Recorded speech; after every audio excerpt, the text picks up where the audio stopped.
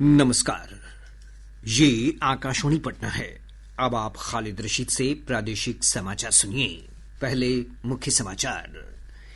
NDA और महागठबंधन में सीटों तथा उम्मीदवारों को लेकर जारी असमंजस के बीच प्रमुख दलों ने अपने प्रत्याशियों को नामांकन करने की अनुमति दी। विधानसभा चुनाव के दोनों चरणों के लिए अब तक 32 प्रत्याशियों ने नामांकन पत्र दाखिल किए। एनडीए और महागठबंधन की ओर से अभी तक कोई नामांकन नहीं। राज्य से दक्षिण पश्चिम मानसून पूरी तरह लौटा। मौसम विभाग के अनुसार इस बार सामान्य से 31% कम बारिश हुई। और ओडिशा में खेली जा रही जूनियर नेशनल एथलेटिक्स चैंपियनशिप में रोहतास के इमरान आलम ने राष्ट्रीय रिकॉर्ड बनाते हुए स्वर्ण पदक जीता। अब समाचार विस्तार से। बिहार विधानसभा चुनाव को लेकर महागठबंधन के प्रमुख घटक दल राजद और कांग्रेस के बीच सीटों के बंटवारे को लेकर गतिरोध जारी है। कल राजद के नेता तेजस्वी प्रसाद यादव नई दिल्ली में थे, लेकिन उनकी कांग्रेस के शीर्ष नेताओं के साथ बातचीत नहीं हो पाई। इधर कांग्रेस के शीर्ष नेतृत्व ने बिहार के पार्टी नेताओं के साथ उम्मीदवारों के नाम पर चर्चा के लिए बैठक की। आज भी पार्टी की केंद्रीय चुनाव समिति की बैठक नई दिल्ली में आयोजित होगी। एक रिपोर्ट। बिहार में दोनों बड़े राजनीतिक गठबंधन एनडीए और महागठबंधन में राजनीतिक उथल पुथल के बीच प्रमुख पार्टियों ने अपने प्रत्याशियों को नामांकन करने की अनुमति दे दी है। राष्ट्रीय जनता दल की ओर से पार्टी के राष्ट्रीय अध्यक्ष लालू प्रसाद ने कल कई उम्मीदवारों को चुनाव चिन्ह आवंटित कर दिए। पार्टी के वरिष्ठ नेता तेजस्वी प्रसाद यादव कल राघोपुर निर्वाचन क्षेत्र से नामांकन कर सकते हैं। इसी प्रकार जनता दल यूनाइटेड की ओर से भी कई प्रत्याशियों को चुनाव चिन्ह आवंटित कर दिए गए हैं। सीपीआई माले की ओर से भी आज कई प्रत्याशियों द्वारा नामांकन की घोषणा की गई है। इधर राष्ट्रीय जनता दल से निष्कासित और लालू प्रसाद के बड़े बेटे तेज प्रताप यादव ने अपनी नई पार्टी जनशक्ति जनता दल के 21 प्रत्याशी घोषित कर दिए हैं। धर्मेंद्र कुमार राय, आकाशवाणी समाचार, पटना। इधर एनडीए के घटक दलों में भी प्रत्याशियों की औपचारिक घोषणा पर गतिरोध बना हुआ है। भाजपा और जदयू ने 101 सीटों पर चुनाव लड़ने की घोषणा की है। राष्ट्रीय लोक मोर्चा के अध्यक्ष उपेंद्र कुशवाहा की ओर से सीट बंटवारे पर नाराजगी के कारण कल उम्मीदवारों के नाम की सामूहिक रूप से एनडीए द्वारा की जाने वाली घोषणा स्थगित हो गई। हालांकि भाजपा और जदयू ने अपने अपने प्रत्याशियों को चुनाव चिन्ह आवंटित करना शुरू कर दिया है। इस बीच एनडीए में समन्वय के लिए और नामांकन के दौरान एकजुटता दिखाने के लिए रणनीति बनाई गई है। एनडीए के घटक दल हिंदुस्तानी अवाम मोर्चा की ओर से आज उम्मीदवारों की घोषणा किए जाने की संभावना है। पार्टी को गठबंधन में 6 सीटें मिली हैं। वहीं राजद प्रमुख लालू यादव के बड़े बेटे तेज प्रताप यादव की पार्टी जनशक्ति जनता दल ने विधानसभा चुनाव के लिए 21 प्रत्याशियों की सूची जारी की है। सूची के अनुसार पार्टी के राष्ट्रीय अध्यक्ष तेज प्रताप यादव महुआ से चुनाव लड़ेंगे। विधानसभा चुनाव के दोनों चरणों के लिए अधिसूचना जारी होने के बाद सभी 243 सीटों पर प्रत्याशियों के नामांकन पत्र दाखिल करने का सिलसिला जारी है। अब तक 32 प्रत्याशियों ने नामांकन पत्र दाखिल किया है। हालांकि एनडीए और महागठबंधन की ओर से किसी भी प्रत्याशी ने अभी तक नामांकन नहीं किया है। कल पटना जिले की कुमरार, दीघा और पालीगंज विधानसभा सीट से कुल एक प्रत्याशियों ने नामांकन का पर्चा दाखिल किया। मुंगेर जिले के जमालपुर विधानसभा क्षेत्र से निर्दलीय प्रत्याशी रवि कुमार ने भी अपना नामांकन दाखिल किया। हमारे संवाददाता ने बताया है कि मधुबनी जिले के 10 विधानसभा क्षेत्रों में नामांकन की प्रक्रिया शुरू हो गई है। दूसरे चरण के लिए नामांकन के पहले दिन मधुबनी विधानसभा क्षेत्र से जन भावना पार्टी के प्रत्याशी गणेश पूर्वे ने नामांकन का पर्चा भरा। वहीं भोजपुर जिले के आरा विधानसभा निर्वाचन क्षेत्र से भी एक प्रत्याशी ने नामांकन पत्र दाखिल किया है। इधर मधेपुरा जिले के 4 विधानसभा क्षेत्रों में नामांकन की प्रक्रिया जारी है। आलमनगर विधानसभा क्षेत्र से कल एक निर्दलीय प्रत्याशी ने अपना नामांकन पत्र भरा। वहीं कुल 5 एनआर काटे गए हैं। निर्वाचन आयोग ने 40 निबंधित गैर मान्यता प्राप्त राजनीतिक दलों सहित अन्य दलों के लिए चुनाव चिन्ह आवंटित किए हैं। राज्य के मुख्य निर्वाचन पदाधिकारी विनोद सिंह गुंजियाल ने कल विभिन्न दलों को उनके लिए आवंटित चुनाव चिन्ह की जानकारी दी। लोजपा रामविलास को हेलीकॉप्टर और राष्ट्रीय लोक जनशक्ति पार्टी को सिलाई मशीन चुनाव चिन्ह आवंटित किया गया है। वहीं उपेंद्र कुशवाहा की पार्टी राष्ट्रीय लोक मोर्चा को सिलेंडर और पुष्पम प्रिया चौधरी की द प्लूरल्स पार्टी को सीटी चुनाव चिन्ह आवंटित किया गया है। विधानसभा चुनाव की घोषणा के बाद अब तक 9 विधायकों ने विधानसभा की सदस्यता से इस्तीफा दे दिया है। विक्रम के विधायक सिद्धार्थ सौरभ, बनियापुर के केदारनाथ सिंह और परबत्ता के विधायक संजीव कुमार ने कल अपनी सदस्यता से त्यागपत्र दे दिया। इससे पूर्व विभा देवी, प्रकाश वीर, मुरारी प्रसाद गौतम, भरत बिंद, संगीता कुमारी और चेतन आनंद ने भी अपना इस्तीफा दे दिया है।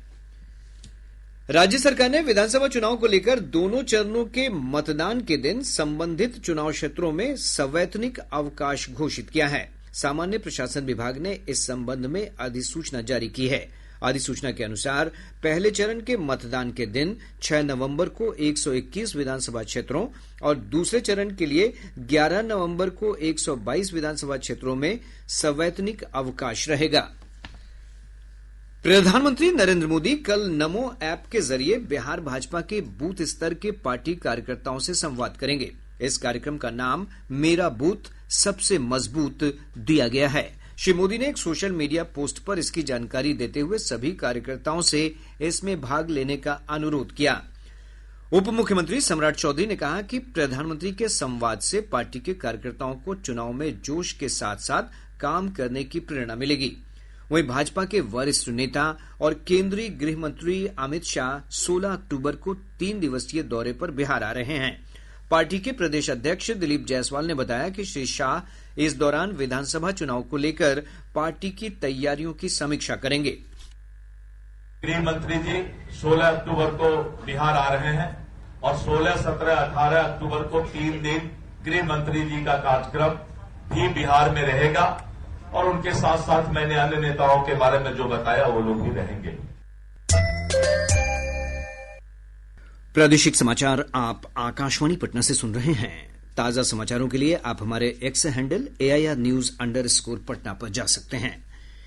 विधानसभा चुनाव के पहले चरण के लिए इलेक्ट्रॉनिक वोटिंग मशीन और वीवीपैट का पहला रैंडमाइजेशन पूरा हो गया है। निर्वाचन आयोग ने कहा है कि राष्ट्रीय और राज्य स्तर के मान्यता प्राप्त राजनीतिक दलों के प्रतिनिधियों की उपस्थिति में जिला निर्वाचन अधिकारियों ने ईवीएम प्रबंधन प्रणाली के माध्यम से रैंडमाइजेशन की प्रक्रिया पूरी की। निर्वाचन आयोग ने बताया कि रैंडमाइज्ड ईवीएम और वीवीपैट की निर्वाचन क्षेत्रवार सूची सभी राष्ट्रीय और राज्य स्तर के मान्यता प्राप्त राजनीतिक दलों के प्रतिनिधियों के साथ साझा की गई है। आयोग ने कहा कि ईवीएम और वीवीपैट को राष्ट्रीय और राज्य स्तर के मान्यता प्राप्त राजनीतिक दलों के प्रतिनिधियों की उपस्थिति में संबंधित विधानसभा के स्ट्रांग रूम में रखा जाएगा। यह सूची सभी प्रत्याशियों के साथ भी साझा की जाएगी। विधानसभा चुनाव के लिए जारी आदर्श आचार संहिता के दौरान पिछले 24 घंटे में सुरक्षा बल और पुलिस ने विभिन्न विधानसभा क्षेत्रों से 1 करोड़ 30 लाख रुपए मूल्य की शराब और 68 लाख रुपए का मादक पदार्थ जब्त किया है। मद्य निषेध विभाग के अनुसार अब तक 12 करोड़ रुपए से अधिक की शराब और 4 करोड़ 42 लाख रुपए मूल्य के मादक पदार्थ जब्त किए गए हैं। इस दौरान 556 लोगों को गिरफ्तार किया गया। बेगूसराय जिले के लाखो थाना क्षेत्र से पुलिस ने भारी मात्रा में विदेशी शराब के साथ 3 व्यक्ति को गिरफ्तार किया गया है। पकड़ी गई शराब की कीमत लगभग 36 लाख रुपए बताई जा रही है। इधर जहानाबाद जिले में छापेमारी अभियान के दौरान जब्त की गई 4000 लीटर से अधिक देसी और विदेशी शराब को नष्ट कर दिया गया।